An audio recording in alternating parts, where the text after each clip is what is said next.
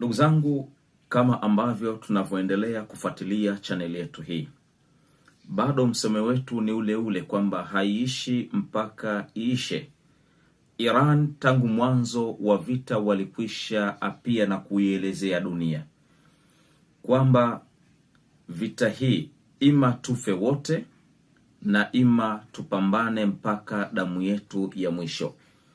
Na hiki ndiko ambacho kinachoendelea mpaka sasa, kwa kadiri ambavyo siku zinavyoendelea na mashambulizi ambavyo yanavyoendelea.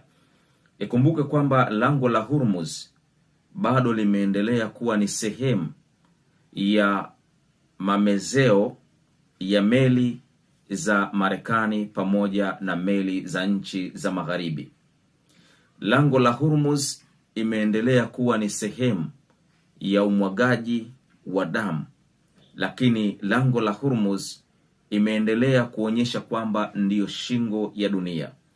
Jeshi la Iran limeendelea kuwa ni bora zaidi katika mapambano yake, na kwa namna ambavyo wanavyolipiza visasi vyao, namna ambavyo walivyojipanga katika upande wa makombora, namna ambavyo walivyojipanga katika upande wa rada, namna ambavyo walivyojipanga katika upande wa teknolojia. Vita hii imegeuka na imekuwa ni inapelekea nchi za magharibi kuingia katika hali mbaya ya kiuchumi. Inapelekea Marekani kuingia katika hali mbaya ya kiuchumi iwapo lango hili la Hormuz litaendelea kufungwa kwa muda mrefu, kwani stock za mafuta ambazo zilizopo nchi za Ulaya ni kwamba haziwezi kuwatosha kuendelea na maisha yao ya kila siku katika matumizi yao ya uzalishaji. Halikadhalika vile vile Marekani na yenyewe pia inakumbwa au inakabiliwa na changamoto kubwa la upungufu wa mafuta katika nchi yao. Sasa hii yote ni kwa sababu gani? Kwa sababu huko mwanzo tayari nchi kama Hispania yenyewe ilijiweka wazi kwamba haitoweza kumsaidia Marekani, kwa sababu Marekani alikuwa anaanzisha vita hii au alianzisha vita hii kwa kutegemea kwamba umoja wa nchi za NATO zitakuja kuingia katika vita hii, jambo ambalo sasa nchi za Ulaya pamoja ikiwemo Hispania yenyewe ilieleza wazi kwamba haikushirikishwa tangu mwanzo, na imekuwa ikiingia katika hasara kubwa baada ya kuwa vita vinavyoanzishwa wao wamekuwa wakishiriki mstari wa mbele, lakini mwisho wa siku faida imekuwa haionekani isipokuwa ni hasara. Lakini vile vile imepelekea pia kuvunja mahusiano ya kimataifa pamoja na mataifa mengine, lakini kwa maslahi na faida ya Marekani pamoja na Israel.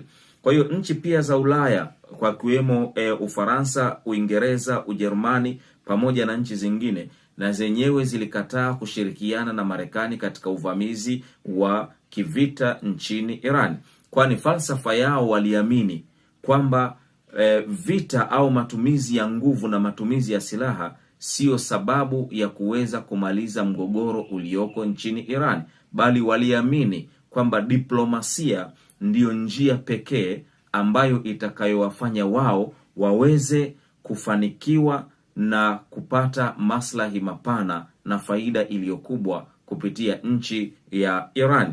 Lakini mwisho wa siku Marekani falsafa yake ilipishana na nchi za NATO.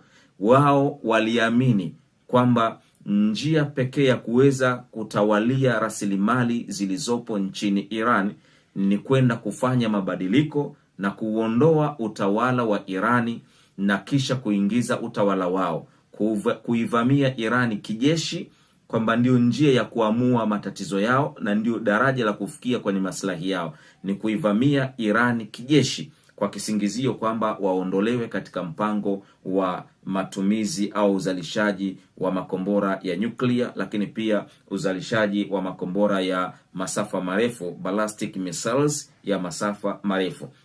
Kwa hiyo nchi za Ulaya zikawa zimejiondoa. Hispania ilipojiondoa wazi mara ya kwanza, Marekani alichofanya ni kuhamisha vifaa vyake vya kijeshi kutoka Hispania kupeleka katika nchi ya Korea ya Kusini. Wakati huo huo, Korea ya Kusini ina bifu kubwa la muda mrefu na Korea Kaskazini, wakina Kim Jong Un. Lakini wakati huo pia Marekani ikaamua kuweka ushirikiano mkubwa zaidi na nchi ya Taiwan. Lakini vile vile Taiwan pamoja na China anadai kwamba kisiwa cha Taiwan ni kisiwa chake. Kwa maana uvamizi, uwekaji wa silaha za Marekani katika nchi ya katika kisiwa cha Taiwan, maana yake ni chokochoko dhidi ya taifa la China. Kuhamishia ndege zake Korea ya Kusini, maana yake ni chokochoko dhidi ya taifa la Korea Kaskazini. Lakini wakati huo akatokea kutangaza wazi kwamba anakwenda kuvamia kisiwa cha Greenland ambacho kiko chini ya Denmark. Maana yake anaingia katika bifu lingine na nchi za bara la Ulaya. Lakini wakati huo akatangaza kwamba anataka kwenda kuichukua Canada. Maana yake akaingiza bifu tena lingine pamoja na nchi za bara la Ulaya. Lakini katika mtazamo sasa huu, maana yake ni nini? Maana yake ni kwamba China anamuunga mkono Iran, lakini vile vile Korea ya Kaskazini na yenyewe inamuunga mkono Iran. Na mwisho wa siku ni kwamba Korea Kaskazini ikaanza kusambaza zile roketi zake, makombora yake, kupiga yale makombora yake masafa marefu, kwa maana ya kuonyesha kwamba kile kilichofanywa na Marekani kupeleka ndege zake pale hakiwezi kukubaliwa na serikali ya Korea Kaskazini. Lakini wakati huo baada tu ya kupeleka baadhi ya vifaa vyake katika kisiwa cha Taiwan, naye China akaanza kufanya mazoezi ya kuizunguka Taiwan, kuonyesha kwamba Taiwan ni mali yake na hatokubali chochote kifanyike dhidi yake kwa mahusiano ya Marekani. Lakini pia kuanza kutumia masilaha ya masafa marefu, kuonyesha kwamba anaweza akamfikia Marekani popote pale alipo na anaweza kupiga Marekani pale ambapo anapotaka. Sasa katika hali ya namna hii utaona kabisa kwamba bifu hili limekuwa ni kubwa. Vita hii Marekani inamuwia ngumu, kwa sababu hajui wapi atakaposhika, hajui amtetee nani. Amtetee Taiwan, aachane amtetee Taiwan, aachane na nani? Aachane na Korea ya Kusini, au amtetee Korea ya Kusini dhidi ya Korea Kaskazini. Unaona mambo yanavyokuwa, au aende akaichukue Cuba, au aendelee kumtetea na kumlinda na kumsaidia Israel na achane na hawa wote. Kwa hiyo utaona kwamba uwezo wa Marekani unazidi kuwa dhaifu siku baada ya siku. Na ziko barua za aina mbalimbali ambazo Marekani nchi za Ulaya zimeiandikia Iran kuonyesha kwamba wanataka negotiation, mazungumzo, kwamba wao wako tofauti na mitazamo na misimamo ya Marekani. Kwa hiyo wao kama wao wanataka wakae chini na Iran ili waweze kuzungumza na kujua namna gani watakavyoweza kusaidiwa kupata mafuta kutoka katika nchi ya Iran. Jambo ambalo sasa wamekuwa wakipiga simu hazipokelewi, wakituma message kwenda Iran meseji zao hazijibiwi. Lakini sehemu ya majibu machache sana ambayo yaliyotokea kwamba ikiwa stoko zenu za mafuta zitaisha, basi magari yenu na usafiri wenu utatumia umeme na utatumia chaji. Hii maana yake ni nini? Maana yake ni kwamba Iran imekuja kufungua ukurasa mpya ambao Marekani alikuwa anatumia negotiation kama sehemu ya kutaka kuwadhoofisha. Sasa Irani wamekwisha shtukia mchezo huu. Ndio maana wameamua kufunga masikio na wamerejesha na kuendeleza kauli yao ile ile. Ima sasa tupigane sisi mpaka mwisho, ima nyinyi mshinde au sisi tushindwe, au sisi tushinde nyinyi mshindwe, aidha ikiwezekana mpaka kizazi chetu cha mwisho kitakapopotea ndani ya ardhi hii. Sasa majibu ya Iran dhidi ya kisasi kilichofanywa na dhidi ya kisasi cha mashambulizi yaliyofanywa na Marekani nchini Iran. Moja kati ya taarifa nyeti ambazo vyombo vya habari vingi vinashindwa kutangaza na kuweka bayana ni Iran kushambulia meli za kivita manuari za kivita zilizokuwepo katika karibuni la lango la Hormuz, ambazo hizi zilikuwa zinafanya mzingiro. Mashambulizi haya yamekuja baada ya jeshi la Marekani kufanya mashambulizi ya kuzishambulia boti nyuki za Irani takriban 80, na kwa Irani boti hizi wala hazina hasara zozote, kwa sababu wana maelfu ya boti hizi, wana manyuki ya boti hizi. Sasa Marekani ameshambulia takriban 80, ndio maana sasa majibu ya Iran ikawa ni kushambulia manuari ya kijeshi, ambayo sasa imepelekea manuari ile kwenda kutumia ulinzi wake wa mwisho, ambao sasa huwa hautumiwi isipokuwa katika hali ya hatari.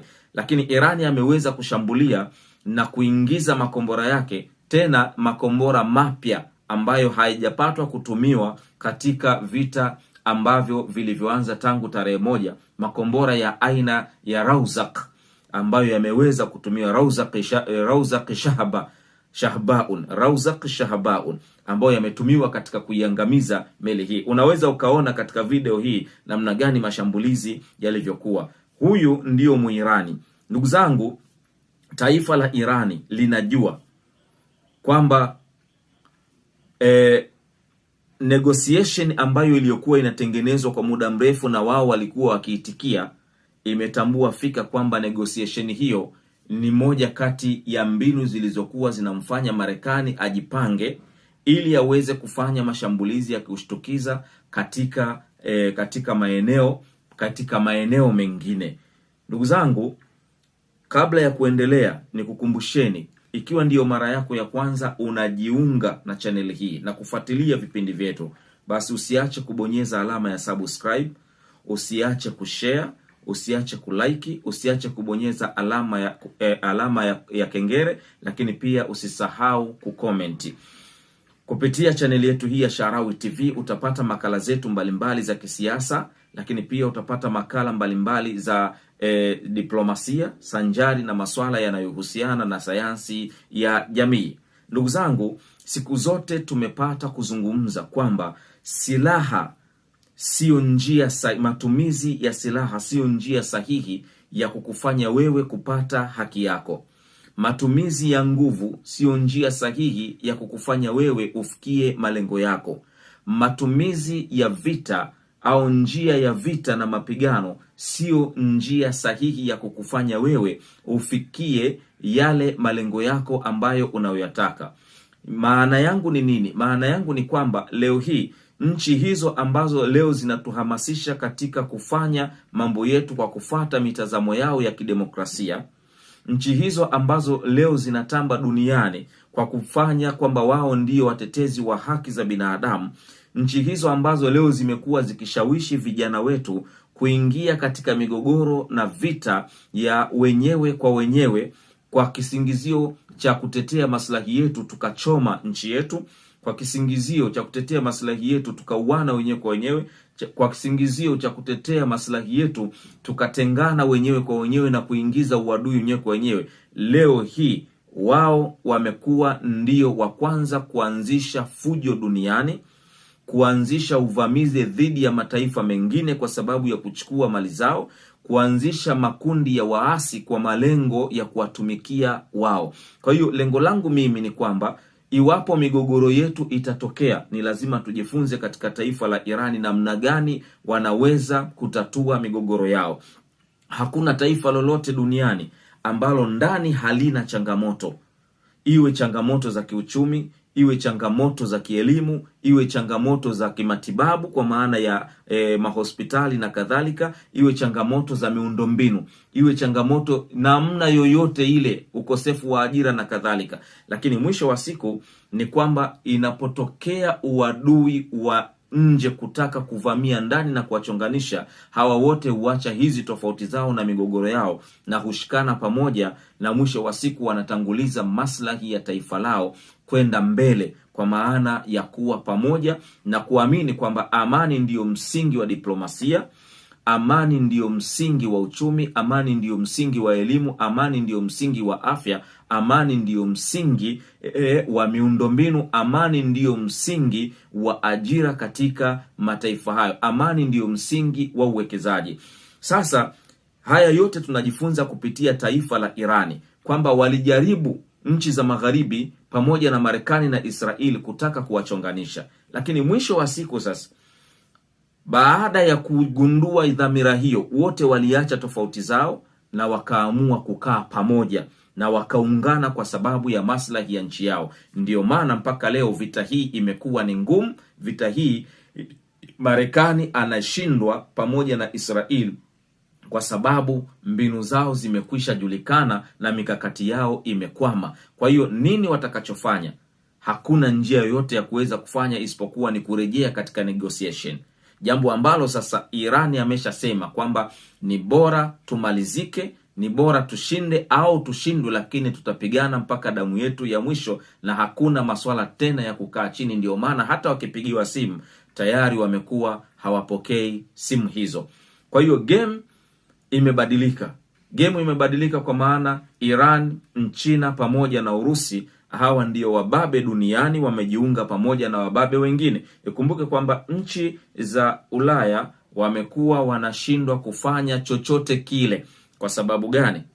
Kwa sababu wao uzalishaji wao unategemea mafuta, na mafuta mengi wanaipata kutoka katika nchi za Mashariki ya Kati. Lakini sasa lango kubwa ambalo wao watakaofanya wapate mafuta hayo ni lazima watengeneze mahusiano mazuri ya kidiplomasia na nchi ya Iran na pamoja na nchi za ulimwengu wa Mashariki ya Kati. Iran, moja kati ya mashambulizi yake ni kushambulia Mashariki ya Kati. Marekani anaona sasa umefikia wakati wa kushambulia vyanzo vya mafuta pamoja na gas pamoja vyanzo vya mafuta nchini Iran ili kuweza kuidhoofisha Iran. Na Iran imeapa iwapo atafanya hivyo, iwapo atashambulia vyanzo vyao vya mafuta pamoja na vinu vya kufulia umeme, maana yake ni kwamba nchi za Gulf, kwa maana ya zile dualul Khaliji, nchi zote hizi za Khaliji zote zitageuka ni jivu.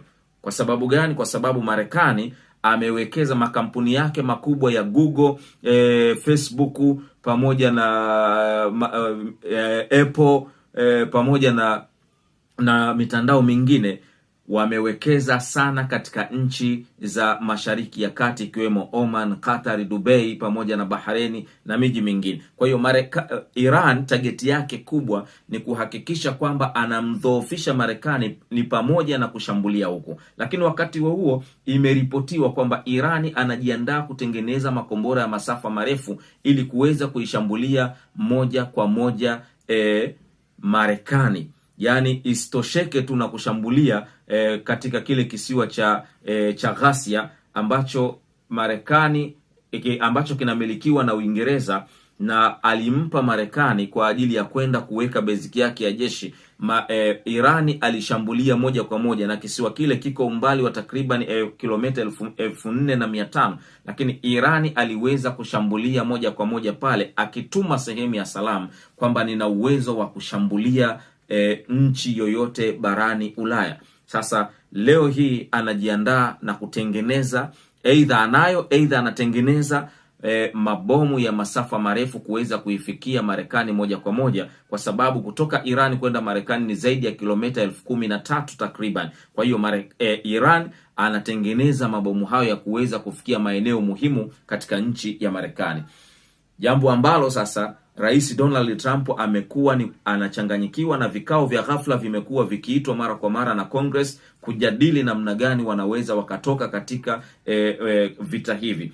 Ikumbuke huko mwanzo wa vita aliingia katika vita hivi baada ya kusikiliza matakwa ya Benjamin Netanyahu, waziri mkuu wa Israeli, ambapo huko nyuma historia inajieleza kwamba kwa kupitia Benjamin Netanyahu ushauri aliyoupata Marekani ilikuwa ni sababu ya kwenda kuidondosha Iraqi, lakini pia ikawa ni sababu ya kwenda kuidondosha serikali ya Libya chini ya Muammar Gaddafi, lakini pia ikawa ni sababu ya kufanya mashambulizi kule Afghanistan. Lakini pia moja kati ya matukio ambayo yameweza kuthibitika ni kwamba Pakistan meli zake zimeweza kupita katika lango la Hormuz kwa amani kabisa, na huku serikali ya Iran ikiunga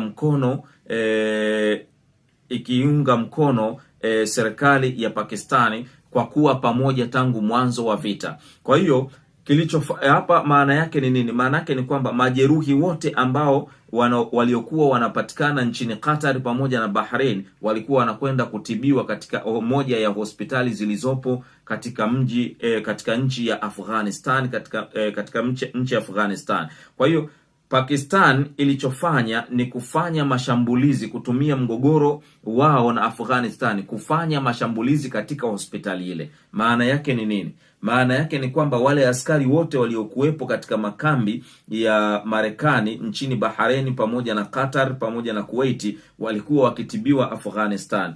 Maana yake ni kwamba mashambulizi haya ya Pakistani yaliyofanywa katika nchi ya Afghanistan, maana yake yamekwenda kupiga hospitali ambapo ndanimo ndipo walipokuwa wanatibiwa wanajeshi wa Marekani بطريقة بهلوانية ويكشف عن رد فعل الولايات المتحدة في حال اغتياله. وواشنطن تعلن عن شروط جديدة أمام إيران، والبيت الأبيض يتوجه بطلب عاجل إلى طهران. الاستخبارات الروسية تكشف عن السبب الحقيقي لغياب مجتبى خامنئي عن جنازة والده، وإسرائيل تتوعد تركيا بالحرب ولكن على الأراضي السورية. ووزير الخارجية التركي يتهم نتنياهو بالبحث عن عدو جديد. فهل حان الآن الدور على تركيا؟ وأردوغان يقرر بيع منظومات الS-400 للإمارات بهدف الحصول على طائرات الF-35 الأمريكية. صنعاء تهدد السعودية، لم يعد لدينا ما نخسره، ومنشآتكم النفطية في مرمى أهدافنا. والسعودية تتوعد بالهجوم على أي طائرة إيرانية تصل إلى مطار صنعاء،